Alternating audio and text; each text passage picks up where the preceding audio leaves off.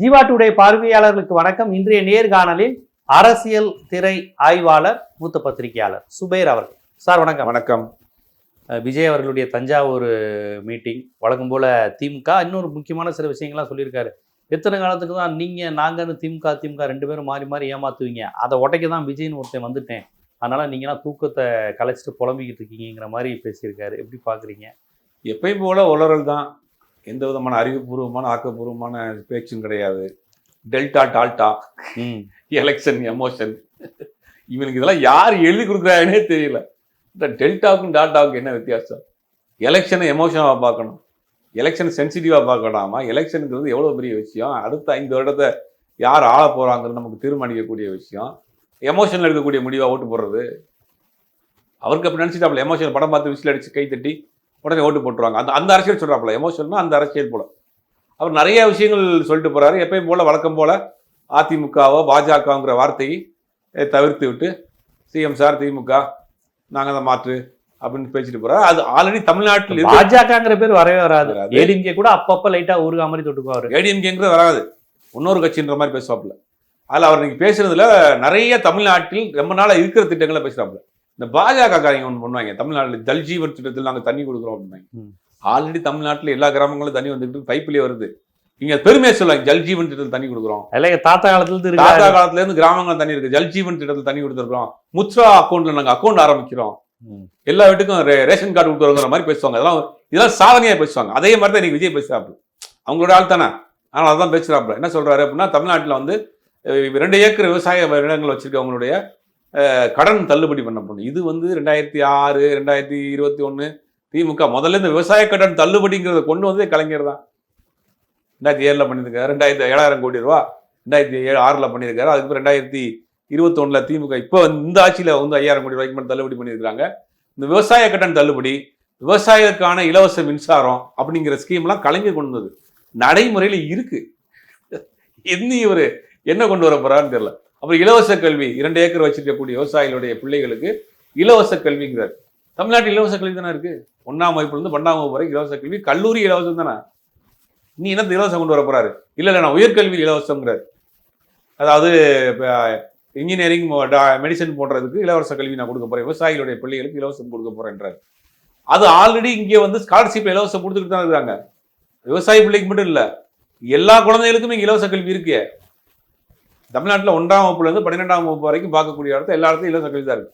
இன்னைக்கு வந்திருக்கக்கூடிய ஒரு புள்ளி விவரம், நீங்க அன்பில் மகேஷ் வந்து இன்னைக்கு ஒரு அறிக்கை ஒன்று கொடுத்துருக்காரு, பார்த்துருப்பீங்கன்னு நினைக்கிறேன். என்ன கொடுத்துருக்காங்கன்னா, ஒன்றிய அரசு இந்தியா முழுவதும் இருக்கக்கூடிய பள்ளிகளை கண்காணிக்கிறதுக்கான ஒரு அமைப்பு வச்சிருக்காங்க.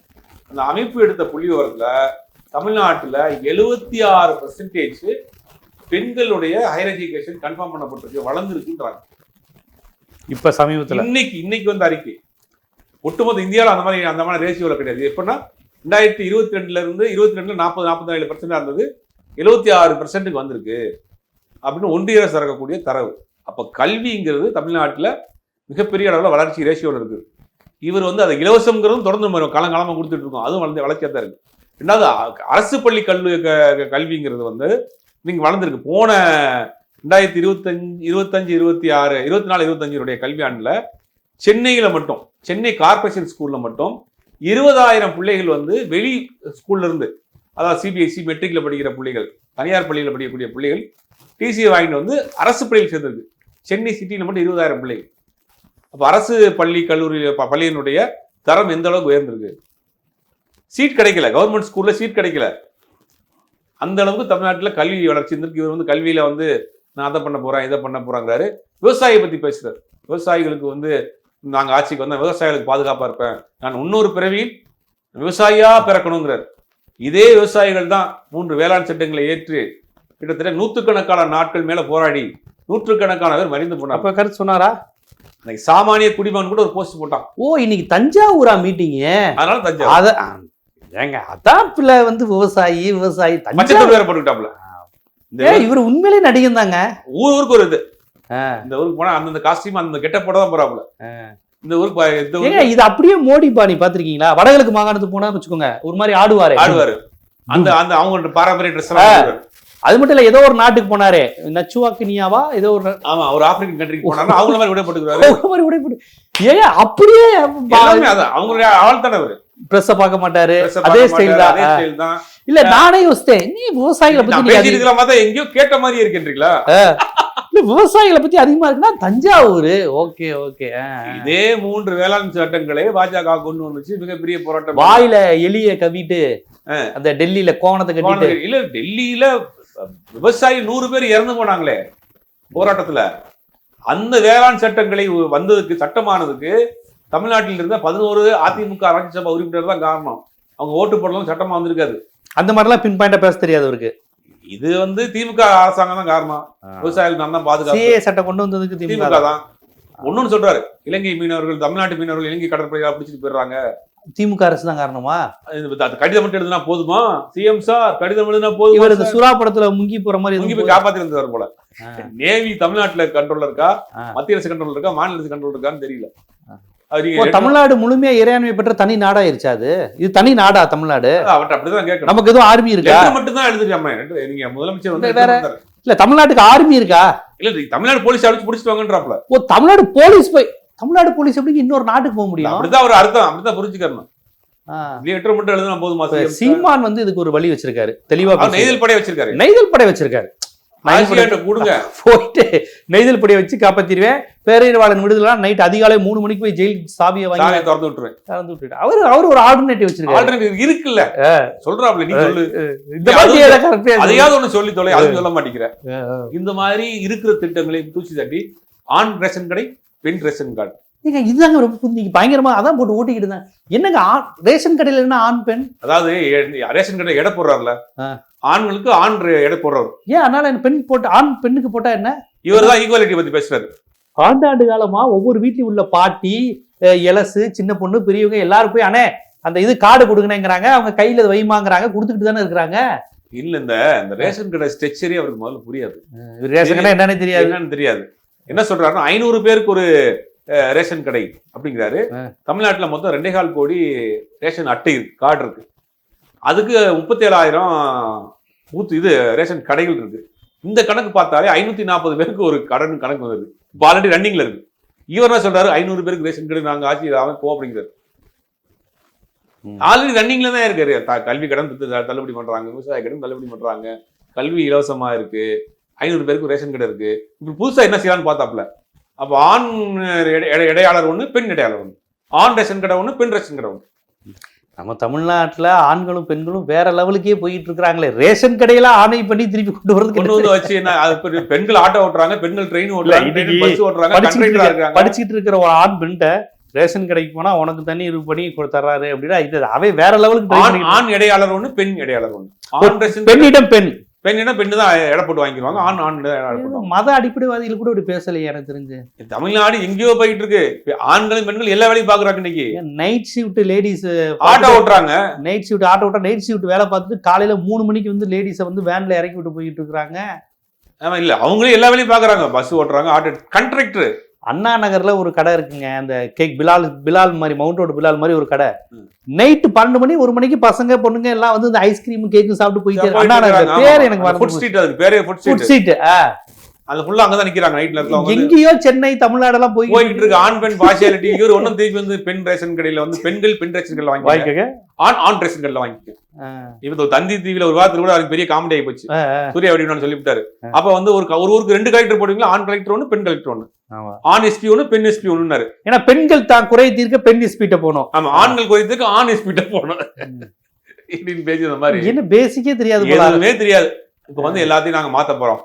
பாத்தீங்கன்னா நான் அடுத்ததுல விவசாயம் பத்தி பேச மாட்டாரு, மீனவர்கள் பிரச்சனையை பத்தி பேச. கத்தி படத்துல பேசினாரு, அது அரசு விவசாயிகள் பயன்படாதா? அது இன்னைக்கு பேசிருக்காரு, அதையும் பேசியிருக்காருல. கத்தி படத்துல வேண மாதிரி இன்னைக்கு வாட்டர் லெவல் கம்மியாகிட்டே போகுது. உலகம் முழுக்க ஐநா சபை கொடுத்த புள்ளி விவரத்தை பாத்தீங்க. இவர் பெப்சியோட பிராண்டா இருந்தாரு, பெப்சி கோக்கெல்லாம். ஆனா படத்துல பெப்சி கோக்கு எதிர்ப்பா பேசுவாரு. அவன் தானே தாமிரபரணி தண்ணி எல்லாம் குடிக்கிறான்னு. ஆனா ஆட்ல நடிப்பாரு. அரசியல் வேற, ரியல் லைஃப் வேற, பிசினஸ் வேற. பெப்சிகோக்கு தான் தாமிரபரணி தண்ணியை குறிக்குதுன்னு நல்ல கண்ணையால இருந்து சுற்றுச்சூழல் ஆர்வலர்கள்லாம் 15 வருஷத்துக்கு முன்னாடி மிகப்பெரிய போராட்டத்தை பண்ணாங்க. இவர் அதையும் ஆதரிப்பாரு, அப்புறம் கொக்கோலாயும் குடிச்சுப்பாரு. இல்ல இவர் சொன்ன விஷயங்கள்ல எல்லாமே இங்க நம்ம நடைமுறையில் ஆல்ரெடி இருக்கிறது. கல்வி இலவசமா தான் இருக்கு. ரேஷன் கடை 500 பேருக்கு ஒரு ரேஷன் கடை இருக்கு. மீன ஒரு பிரச்சனையே தொடர்ந்து தமிழ்நாடு அரசாங்கம் சரி இன்னைக்கு இருக்கக்கூடிய 40 எம்பிகள் பேசிட்டு இருக்காங்க. இப்படி தொடர்ந்து எல்லா விஷயமும் இங்க நடைமுறையில் இருக்கக்கூடிய விஷயம். இவர் வந்து புதுசா எல்லாத்தையும் மாத்த போறாங்கிறாரு.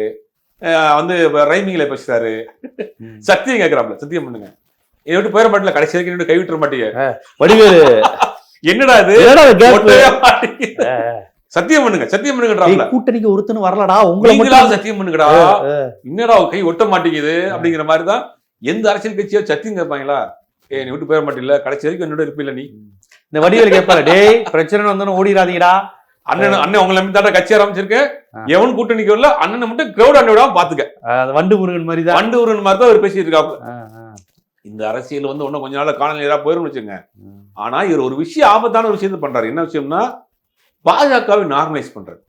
திரும்ப திரும்ப என்னன்னா, திமுக பாஜகவை விட கூடிய ஒரு கட்சி, தீய சக்தி, இது போதும் பிஜேபிக்கு. இதைத்தான் நார்மலைஸ் பண்றாரு. அதாவது திமுக தான் வந்து தீய சக்தி, பாஜக என்ன டெல்லினா பெரியதா? அதான் பாஜகவுக்கு நியாயம் செய்துக்கிட்டே இருக்காரு. திருப்பூர்ன்ற விஷயம் 2 பேரும் தப்பு தான் பண்றாங்க.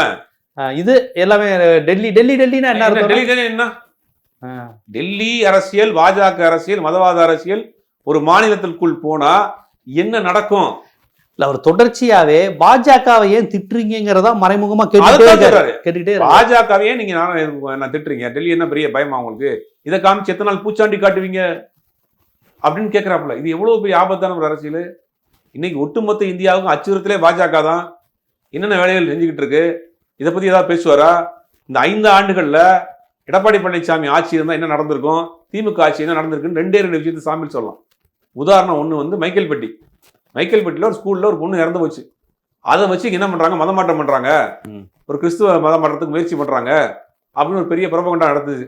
ஒரு மத ரீதியாக காலங்காலமாக கிறிஸ்துவ கல்வி நிறுவனங்கள் பெண்களை உறுதி செய்த ஒரு நிறுவனம், அதுக்கு ஒரு சாயம் பூச பார்த்தாங்க. சிபிஐ வரைக்கும் போய் இன்னைக்கு வந்து அது வந்து இல்லைன்னு உறுதியாயிருச்சு. அந்த பொண்ணு தனிப்பட்ட காரணத்தில் இறந்துருக்கு. 2வது திருப்பரங்குன்ற விஷயம், திருப்பரங்குன்றத்தை கையில் எடுத்து அவங்க அரசியலே பண்றாங்க தமிழ்நாட்டில். அப்ப பாஜக ஒரு மாநிலத்துக்குள் போறப்ப மத ரீதியான ஒரு பிளவோட தான் உள்ள போறாங்க. அது எவ்வளவு பெரிய ஆபத்து. நீ அதவையும் பேச மாட்டேங்கிற. வந்தாங்கன்னு போல கேரளாவில் இந்த கிறிஸ்துமஸ்ல கேரளாவில் ஒரு கிறிஸ்டின் ஒரு காலேஜில் வந்து கிறிஸ்துமஸ் விழா கொண்டாட முடியல. சங் பரிவார் கூட்டம் போய் அவங்க வந்து இது பண்ணி நிப்பாட்டிட்டாங்க. பினராயி விஜயனே மண் வந்து போனார், நம்ம மாநிலத்துக்குள்ள இந்த மாதிரி நடக்குதா அப்படின்னு. இப்படி ஒட்டுமொத்தமாக நடந்துகிட்டு இருக்கு. நீ ஈஸியா வந்து பாஜகவை நார்மலைஸ் பண்ணக்கூடிய அரசியல் பண்ற. அப்ப என்னன்னா, இவருக்கு பின்னாடி இருக்கக்கூடிய அந்த சிறுபான்மைங்கிற அடையாளத்தோட அந்த வாக்குகளை வாங்கி சிதறடிக்கக்கூடிய வேலையை இந்த வேலை பண்றாரு. நம்ம இது இன்னைக்கு சொல்ல தொடர்ந்து பண்ணிட்டு இருக்கோம். இப்போ அவருடைய செயல்பாடு ஒவ்வொன்றா காட்டுது. பாசிசமா பாயாசமா, டெல்லினா டெல்லியை காட்டியும் பயம் காட்டுறீங்க, பாஜக என்ன பெரிய அடுத்து என்ன பண்ணுவார் தெரியுமா உங்களுக்கு? அடுத்த மீட்டிங்ல பாஜக என்ன தீண்டத்தகாத கட்சியா, ஏன் பாஜக பத்தி பேசுறீங்க? பாஜகவை நார்மலைஸ் பண்ணக்கூடிய வேலையை பண்ணிக்கிட்டே இருக்கிறார். இல்ல இப்ப பாஜக காரங்க எல்லாருமே சொல்றது ஆனா உனா பிஜேபி வந்துரும் சொல்லிட்டு திமுக எல்லா தப்பும் செய்துங்கிறாங்க. அதே லாங்குவேஜ் ஒரு வாயில, அதே கண்டென்ட், அதுதான் வேறு வார்த்தைகளை பயன்படுத்தி பேசுறாரு. நாம் தமிழர் பல இடத்துல சொல்லுவாங்க, திமுக பாருங்க என்னாலும் செஞ்சுட்டு பாஜக வந்துரும் எங்களுக்கு ஓட்டு போடுங்க, அதே டோனை தான் இவரும் பேசுறாரு. அதான் பண்றாரு. பாஜகவை நார்மலைஸ் பண்ணக்கூடிய அடுத்ததுல சொல்லிடுவாரு, பாஜக வரட்டுங்க, திமுக ஒன்றும் பிரச்சனை இல்லை, திமுக தாங்க தீய சக்தி அப்படின்றாரு. அதை நோக்கித்தான் போயிட்டு இருக்காரு அவரு, அதை நோக்கித்தான் போறாரு. அது எதுவுமே புரியாத ஒரு மயக்கத்தில் கிறக்கத்தில் திரையில் பார்த்து ரசிச்சு விசிலடிச்ச ஒரு கூட்டம் அங்க கிறங்கி போய் கிடக்குது. அது எங்க திமுகவுக்கும் பாஜகவுக்கும் எது ஆபத்துன்னு கேட்டா வித்தியாசம் தெரியாத கூட்டம். தங்கச்சிக்கும் பொண்டாட்டிக்குமே வித்தியாசம் தெரியாது. நேத்து வரையும் என் தங்கச்சியா இருந்தேன், எங்க அண்ணன் ஆசைப்பட்டா நாளையில பொண்டாட்டியா இருப்பேங்குது. நமக்கு திருப்பி கேக்குறோம், என்ன சொல்லுச்சு தப்பா புரிஞ்சுக்கிட்டோமா, நீங்க ஏதோ சொன்னீங்க எனக்கு ஏதோ ராங்கா கேக்குதுன்னு பார்த்தா அது ஓப்பனா அழுத்தி எஸ்ஓபி போட்டு எங்களை முடக்க பாக்குறீங்கன்றாரு. எஸ்ஓபி போட்டு உங்களை முடக்கம் இல்லையா? இன்னைக்கு 2 பேரும் ஆக்சிடென்ட் கிடக்கான். உன் வண்டியை ஃபாலோ பண்ணி சத்தியம் கேட்கறீங்களா? நீ இனிமேல் ஃபாலோ பண்ணி வரக்கூடாது, ஒழுக்கமா இருக்கணும், அந்த சத்தியம் வாங்கும் போதெல்லாம் வாங்கிட்ட மேடையில் ஏறிட்டு இன்னைக்கு நிறைய பேர் கீழே விழுந்திருக்காங்க. அதான் சொல்றேன். இன்னைக்கு திருச்சியில போய் ஏர்போர்ட் சார்ட்டர் ஏர்போர்ட்ல போய் இறங்கி தஞ்சாவூருக்கு ரோடு மார்க்கமா போறாரு. ஃபாலோ பண்ணி வந்து பல பேர் கீழே விழுந்துட்டாங்க, சில பேர் காயம் வந்திருக்கு. உங்க அப்பா நீங்க பேட்டி கொடுக்குறாரு, கதறி போய் என் பையன் காலேஜுக்கு போறேன் போய் நீங்க ஆக்சிடென்ட் படுத்து கிடக்கான்னு. நிறைய பேர் காலேஜுக்கு போறேன், எக்ஸாமுக்கு போறேன், இன்னைக்கு எனக்கு லாஸ்ட் எக்ஸாம், வயிற்றுல குழந்தை இருக்கு, இது எல்லாம் சொல்லிட்டு இது எல்லாமே வந்து ஒரு அட்டென்ஷன் சீக்கிங் தான். ஆர்வக்கோளாறு இப்ப ஒரு நடிகர் எப்படி இருக்காரு அப்படின்னு பாக்குறவங்க ஒரு ஆர்வம் தான். அந்த ஆர்வத்துல போய் பாக்குறதா எப்படி இருக்காரு, அவர் எப்படி ட்ரெஸ் போட்டிருப்பாரு, எப்படி பேசுவாரு, விஜய் நான் பார்த்துட்டேனே, விஜய் பார்த்துருக்கனே, விஜய் கூட போட்டோ எடுத்தனே, தூரமா இருந்த விஜய் பார்த்தனே, எப்படி இந்த மாதிரி இருந்தாரு அப்படின்னு அது வந்து ஒரு ஆர்வத்துல பாக்குறது. அந்த கூட்டத்தை இவங்க என்ன பண்றாங்கன்னா பயப்படுறா. நீ வந்து உனக்கு ஃபாலோ பண்ணி வரான்ல, கட்டுப்பாடு எல்லாம் போறான்ல, குறைந்தபட்சம் ஒவ்வொரு மேடையிலையும் அவனுக்கு சத்தியம் வாங்கு, கட்டுக்கோப்பா இருப்பேன், ஒழுக்கமா இருப்பேன், மரத்து மேல ஏற மாட்டேன், இப்படி அந்த மாதிரி சத்தியம் வாங்கு, அந்த மாதிரி சத்தியம் வாங்குன்ற, மரத்து மேல ஏற மாட்டோம், வண்டியில பிடிந்து ஏற மாட்டோம், எக்ஸாம விட்டுட்டு எனக்கு வர மாட்டேன், குறைந்தபட்சம் சொல்லு. நீ அந்த மாதிரி விஷயங்கள் எதுவுமே வர மாட்டேங்குது. பெரியாரை பத்தி பேசுறாரு, எந்த மேடையில பெரியாரை பத்தி பேசிருக்காரா? பெரியார் எதிர்த்த பெண்ணடிமைத்தனத்தை பத்தி பேசிருக்காரா? பெரியார் எதிர்த்த சாதியை பத்தி பேசிருக்காரா? பெரியார் எதிர்த்த பெரியார் அம்பேத்கர் அவர் பேசுனதே இல்லையே. எங்க பேசிருக்காரு? அவனு சொல்லிடுவாங்க கொள்கை தலைவராக வேலுநாச்சியாரையும் அஞ்சலி அம்மாள். வேலுநாச்சியை பத்தி யார் பேசிருக்காரு? என்னன்னா தெரியுமா, அஞ்சலி அம்மாள் கடலூர் யாரும் தெரியுமா? அஞ்சலி அம்மாள் இல்ல. இப்ப வேலுநாச்சியார் வந்து கடலூர் பக்கம்னு சொன்னா நம்பிடுவாரு. அவங்க கடலூர், அஞ்சலி அம்மாள் தான் ராம்நாடா. ரெண்டு பேரும் ஒண்ணா இருக்காங்க போல. ரெண்டு பேரும் அக்கா தங்கச்சி, ரெண்டு பேரும் ஒரே நேரத்துல தானே சுதந்திர போராட்டத்தில் ஈடுபட்டாங்க. ஆமா ஆமா, அப்படின்னா கூட அவங்களுக்கு தெரிஞ்சிருக்கும். ஆனா கொள்கை தலைவர் கொள்கை தலைவரை பத்தி ஒரு இடத்துல பேசிருக்காரு இது வரைக்கும் எதுவும் கிடையாது. அப்ப திரும்ப திரும்ப தமிழ்நாட்டில் இது வரைக்கும் அதுதான் பாஜக அரசு. தமிழ்நாட்டில் பாஜக அதான் பண்ணும். என்ன பண்ணோம், தமிழ்நாட்டில் எதுவுமே சரியில்லை, கட்டமைப்பு சரியில்லை, நாங்கள் வந்து ஜல்ஜீவன் தண்ணி கொடுக்குறோம், ரேஷன் கார்டு கொடுக்குறோம், கேஸ் அடுப்பு தர்றோம், அக்கௌண்ட் ஆரம்பிச்சு கொடுக்குறோம், சாதனையாக பேசுவாங்க. பின்தங்கிய மாநிலங்கள்ல நீங்க அது பேசினா அது எடுக்கணும். இங்கதான் எல்லாமே இருக்கு ஆல்ரெடி. இந்த அரசியலை தான் விஜய் பண்றாரு. இதைத்தான் சொல்றோம், விஜய் ஆபத்தான ஒரு அரசியலை பண்றாரு. விஜய் பின்னாடி இருக்கக்கூடிய ஒரு அந்த ரசிக மனப்பான்மையில மயங்கி போய் கிடக்கிற ஒரு கூட்டம் இருக்கு. அந்த கூட்டம் வந்து அவங்க என்ன சொன்னாலும் வந்து பத்தி பேசுறாங்க. என்ன காமெடினா, விஜயின் மனைவி போட்டோ ஒருத்தர் எடுத்து காமிச்சிட்டான் கூட்டத்துல, பதறிட்டாப்ல ஆளு. நல்ல வேலைக்கு அதை திரும்ப போட்டோ எடுத்தே காமிச்சிட்டான், போட்டோவே எடுத்து பெரிய போட்டோ எடுத்து காமிச்சிட்டான். எடுத்து காமிச்சிட்டானோ இல்ல, இதை பத்தி பேசுக்குன்னு காமிச்சானோ என்னன்னு தெரியல.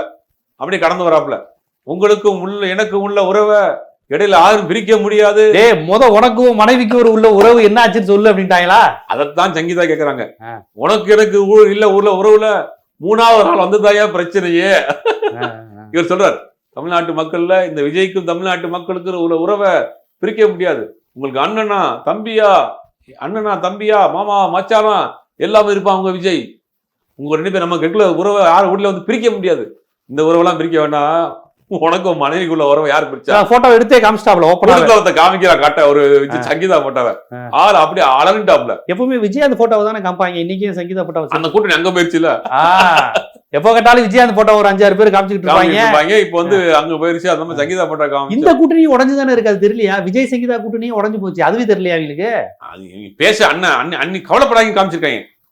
அண்ணன் கவலைப்படாதீங்கன்னு சங்கீதா இந்த போட்டோ நேரதான் இல்ல, இந்த போட்டோ பார்த்தா ஆறு அடைஞ்சுக்கன்னு போட்டோ காமிச்சிருக்காங்க. விஜய்க்கு தெரியும், டே எனக்கு எல்லாம் தெரியும்டா, இதை பத்தி இறக்குங்கடா கீழே, ஏதாவது 7 எழுத்து விட்டு போறாங்கன்னு கேட்டிருக்காப்ல போல. இது ஒட்டுமொத்தமாக இந்த தேர்தலோட அவருடைய இது ரெண்டாவது ஒரு கான்பிடன்ட் லெவல் கொஞ்சம் கம்மியாகிட்டே வரும். சத்தியம் கேட்கற வரைக்கும் வைட்டாப்ல. அடுத்த கூட்டத்துல அநேகமா வந்து தீ வச்சு தாண்ட சொல்லுவாப்ல போல. தீயை வளர்த்து தீமை சத்தியம் பண்ணு, துண்டை போட்டு தாண்டுங்கிறது. துண்டாவது நிறைய கூட்டமா இருக்கும்ல, ஒரு துண்டாவது பத்தாது. தீய பெருசா யாக மாதிரி வளர்த்துருவாங்க. எல்லாம் சத்தியம் பண்ணு, எல்லாம் தீம் சத்தியம் பண்ண முன்னாடி வர 4-5 பேர் உள்ள அதுல சிக்கல், அதுல பூச்சிருவாங்க தெரியல. அரசியல் கட்சி மேல ஓட்டு போடுங்கன்னு சத்தியம் வாங்குறதெல்லாம் முதல் முறையா இருக்கு, புதுசா தான் பண்றாங்க. அப்ப இது எல்லாமே வந்து பார்த்தா பாஜகவை நார்மலைஸ் பண்ணக்கூடிய அந்த கூடுதல் அடுத்த தலைமுறைக்கு பாஜகவை திமுகவை விட பாஜக நல்ல கட்சி அப்படின்னு சொல்றாரு. அவர் சொல்ற அங்க சுத்தி கடைசியில எங்க வந்து நிக்கிறாரு, கடைசியில வந்து நீ நிக்கிறது மண்டை மேல கொண்டையாடுறா சங்கி மங்கிங்கிற மாதிரி மண்டைக்குள்ள பூரா வந்து நீ சங்கி மங்கியாத்தான் இருக்கிற. அது என்ன சொல்ற, திமுக அதிக சக்தி, திமுக மோசமான கட்சி, பாஜக பரவாயில்லைங்க. நீ அதானே சொல்ல வர்ற. மண்டை மேல இருக்க கொண்டே நீ ஒன்றும் மறைக்காம தான் இருக்காது, கொஞ்ச நாள்ல வெளியே வந்துடும். இந்த அரசியலுங்கிறது அடுத்த 1-4-5 மீட்டிங்லேயும் வெளுத்து போயிடும். தமிழ்நாட்டு மக்கள் இவரை தூக்கி போட்டுருவாங்க. இப்பயும் பெருசா ஒன்றும் இல்லை, இவருக்கே அந்த லெவல் கான்ஃபிடன்ட் லெவல் போயிருச்சு. கொஞ்ச நாள்ல ஒன்று அடுத்த வரக்கூடிய காலங்கள்ல இவருடைய சாயம் எடுத்துரும். கரூர் இடையில நாமக்கல்ல போய் சுப்பராயன் அப்படின்னாரு.